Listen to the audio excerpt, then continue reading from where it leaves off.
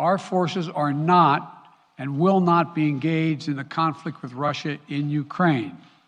Our forces are not going to Europe to fight in Ukraine, but to defend our NATO allies and reassure those allies in the East. As I made crystal clear, the United States will defend every inch of NATO territory with the full force of American power.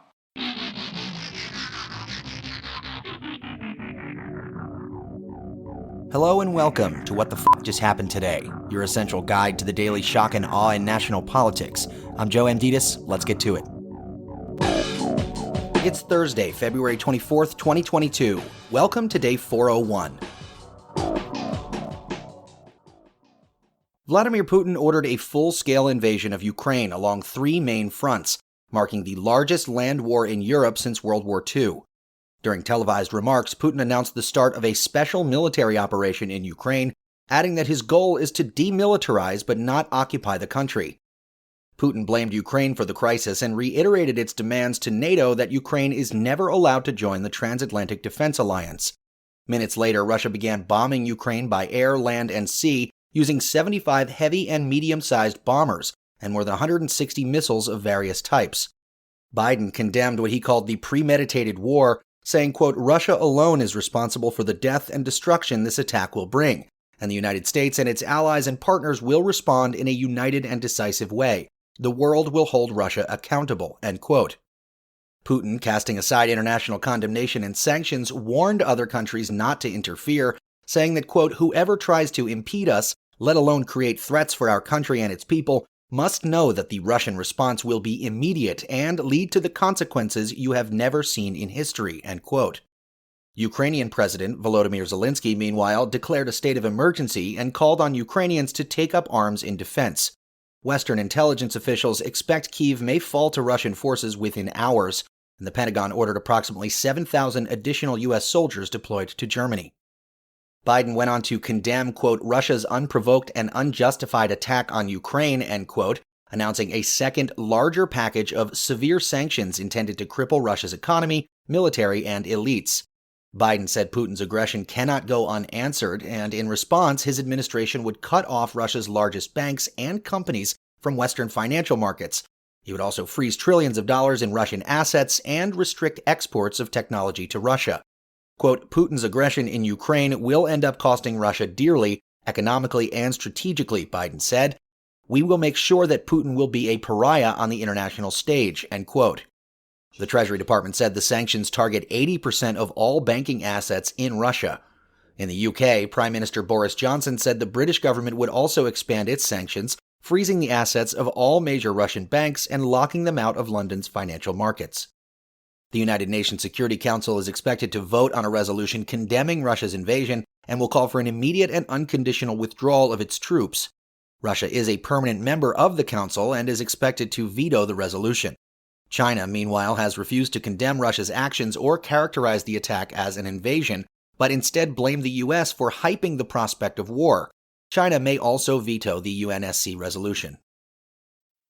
Moving on, the White House Science Office will hold a first-of-its-kind event aimed at countering climate change disinformation and climate action delay tactics. The Office of Science and Technology Policy Roundtable will bring together a group of 17 climate scientists, social scientists, engineers, and economists to discuss, quote, why there is hesitancy to move ahead with effective action to reduce carbon emissions to reduce greenhouse gases, end quote. The Biden administration is also delaying new oil and gas leases and permits after a federal judge blocked federal agencies from using higher cost estimates of climate change because it would hike energy costs and hurt state revenues. On his first day in office, Biden restored the climate cost estimate to roughly $51 per ton of carbon dioxide emissions. The Trump administration had cut the number to roughly $7 or less per ton and limited the cost estimates to those that impact the United States rather than the world. In Florida, House Republicans approved legislation that bans the discussion of sexual orientation and gender identity in schools that are not considered, quote, age-appropriate or developmentally appropriate for students, end quote. The measure, dubbed the Don't Say Gay bill, now moves on to the Senate, where a similar piece of legislation is already being debated. Florida Governor DeSantis has signaled his support for the bill, but has stopped short of saying that he would sign it if it reaches his desk. Biden previously called the bill hateful, and vowed to, quote, fight for the protections and safety, end quote, of LGBTQ youth.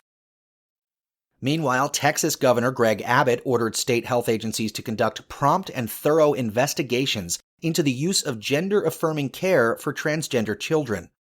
Abbott said that the standard medical treatments provided to transgender adolescents should be classified as child abuse under existing state law, and that Texas doctors, nurses, teachers, and members of the public have an obligation to report the parents of transgender minors to state authorities if it appears they are undergoing, quote, elective procedures for gender transitioning, end quote. Abbott's orders stem from a February 18th legal opinion authored by State Attorney General Ken Paxton, which concludes that providing medical treatments like puberty-suppressing drugs and hormones to transgender teenagers could constitute child abuse under several provisions of Texas state law. Meanwhile, Texas is also holding its midterm primary using legally disputed congressional maps. The Justice Department and civil rights groups have sued the state, saying that Texas's new congressional maps discriminate against racial and ethnic minorities and don't reflect the past decade of Latino population growth.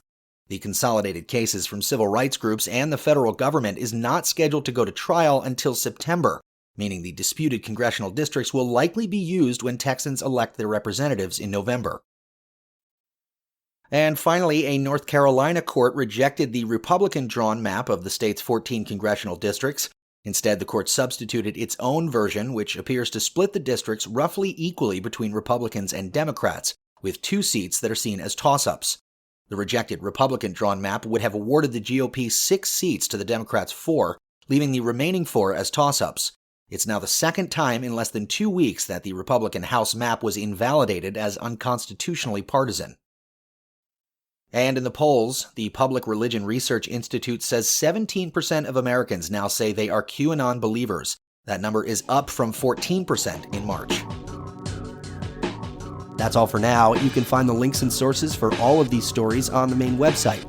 And as always, visit whatthefjusthappenedtoday.com for the latest news and headlines. Until next time, I'm Joe Amditas.